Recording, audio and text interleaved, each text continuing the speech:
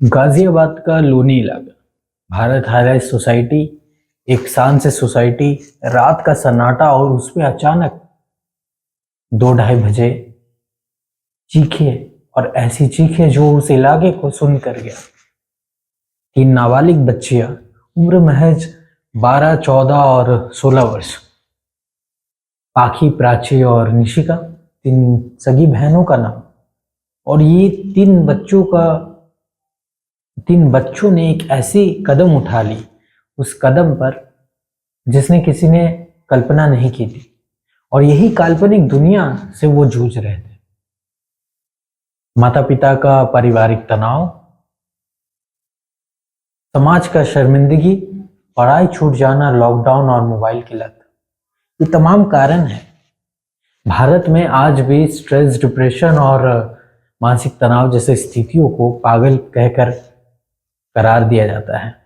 आपको बताते हुए चलूं कि गाजियाबाद में बीते मंगलवार को ये 3 सगी बहनें जिस इमारत पर रहते थे, उसी इमारत की 9 मंजिल पर उनकी घर थी, और उसी इमारत के 9 मंजिले घर से जो रूम था, जो बैल्कनी से सटा हुआ रूम था, उस बैल्कनी से उन्होंने कूद कर एक एक कर अपनी जान दे दी।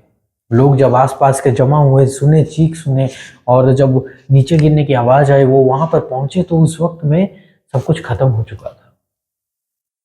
अस्पताल ले जाया गया। अस्पताल ले जाने के बाद में उन्हें मृत घोषित कर दिया गया।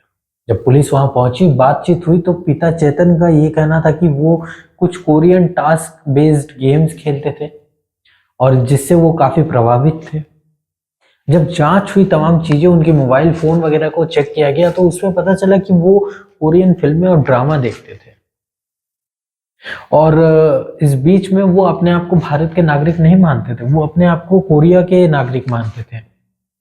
और जब पुलिस उस कमरे पर पहुंची जहां पर वो रहते थे, उन बहन एक साथ रहते थे, उस जगह पर जब पहुंचे तो उन्हें एक डायरी मिला। उस डायरी पे लिखा हुआ था कि हमें बेहद अफसोस है, हमें माफ कर दीजिएगा, आई एम सॉरी पापा। और एक रोने की इमोजी बनाई हुई थी और लिखा गया था, इसे जरूर पढ़िएगा क्योंकि इस पे जो भी लिखा हुआ वो सच है। थोड़ा पीछे चलते बताते हैं आपको पूरी कहानी। चेतन जो है, करीब 2 करोड़ रुपया का मार झेल रहा था स्टॉक मार्केट से। स्टॉक में ट्रेडिंग करता था, उससे काफी ज्यादा उसे लॉस हुई थी, जिससे कहीं ना कहीं आर्थिक तंगी थी उनके बीच में। कोविड का समय आता है, लॉकडाउन आ जाता है, उसी बीच ये मार उन पर पड़ती है। लड़कियां जो है वो कोविड में, लॉकडाउन में मोबाइल की लत लग जाती हैं। 15 से 18 घंटे तक वो मोबाइल पर बिताती रहती हैं। तीनों बहनें एक साथ खाने से लेकर सोने तक और स्कूल जाने तक का क्रम एक साथ करते थे। एक अटूट बंधन था तीनों के बीच में, एक दोस्ती थी तीनों के बीच में, और शायद डर, दर्द और तमाम जितने भी अपने अंदर के फीलिंग थे वो एक साथ अपने आपस में ही शेयर करते थे। और इन तमाम चीजों पर वो एक काल्पनिक दुनिया पर आ गए थे। लॉकडाउन का वक्त था, स्कूल में फेल होते हैं तो पढ़ाइयाँ छुड़ा दी जाती है पिता की तरफ से, और इस पर एक जो है इस तरीके की समाज से भी शर्मिंदगी उन्हें महसूस करनी पड़ती है। पैसे की तंगी थी, जिस वजह से पिता जो है काफी चिड़चिड़े भी हो चुके थे, इतनी बड़ी लॉस थी।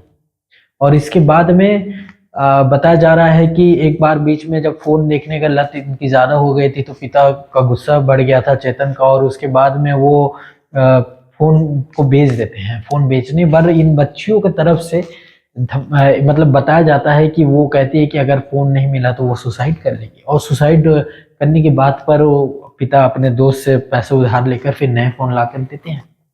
क्या ये एक संकेत नहीं था कि वो मानसिक तनाव से जूझ रहे हैं, या फिर जो भावनात्मक रूप से वो कमजोर हो चुके हैं, एक काल्पनिक दुनिया में वो बस गए हैं जिससे वो बाहर आने में डर रहे हैं। सवालें खड़ी होती, क्या हमारे बच्चे हमारे साथ खुश है? सवालें हैं कि क्या बच्चे अपने डर, दर्द और तमाम फीलिंग्स को हमारे साथ शेयर करने पर, साझा करने पर कंफर्टेबल हैं? ये हम उस समाज में जी रहे हैं जहां पर हम अपनी कम, समाज की ज्यादा सुनते हैं।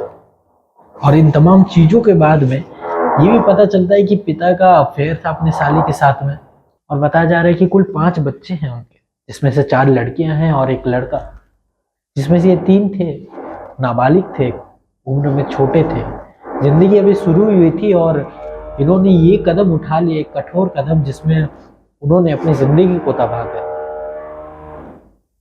एक सन्नाटा आया उस रात में, जिसमें पीछे में सिर्फ टूटे हुए सपने और कुछ बातें रह गई।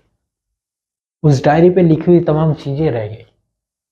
सवालें हैं, क्या हम आज भी उस दौर पर जी रहे हैं जहां पर हम समझते कि अगर कोई मानसिक तनाव से जूझ रहा है, या फिर हमारे पास में इतनी वक्त नहीं है कि हम अपने बच्चों के साथ में बैठकर कुछ बातें साझा करें। आप अपनी राय जरूर रखिएगा, क्योंकि ये केस जो है ये हम सबको झंझोर कर रख दिया है और सोचने पर मजबूर कर दिया है कि क्या हम सिर्फ किताबों पर ही मॉरल साइंस और इन तमाम चीज़ों को पढ़ रहे हैं, या फिर असलियत में भी अपने साथ में इन तमाम चीज़ों को अप्लाई कर रहे हैं अपने जीवन में। आप अपनी राय जरूर रखिएगा। फिलहाल शब्दों के साथ विराम लूंगा मैं, विक्टर। बने रहेगा। जय हिंद, जय भारत।